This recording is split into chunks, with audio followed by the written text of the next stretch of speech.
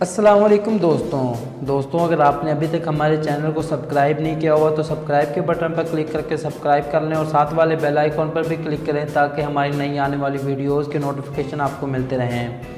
गुज़श्ता माह एक मुख्तसर सी गाने की वीडियो वायरल होने के बाद आम सी मलयालम अदाकारा प्रिया प्रकाश वेरियर स्टार बन गई।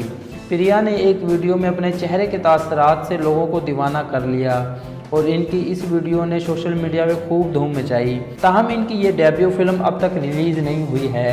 इसके बावजूद उन्होंने सिर्फ एक गाने से इतनी शोहरत हासिल कर ली है। हाल ही में इनकी आने वाली फिल्म का गाना रिलीज़ हुआ था जिसकी पूरी वीडियो देखकर लोग इनके और भी ज़्यादा दीवाने हो गए।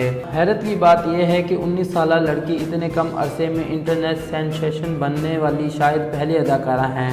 समाजी राब्तों की वेबसाइट पर भारत के साथ साथ पूरी दुनिया में इनके फॉलोअर्स बढ़ते जा रहे हैं। वीडियो वायरल होने के बाद से एक माह के दौरान इनके फॉलोअर्स की तादाद 2.1 से बढ़कर 5.1 मिलियन तक पहुंच गई है।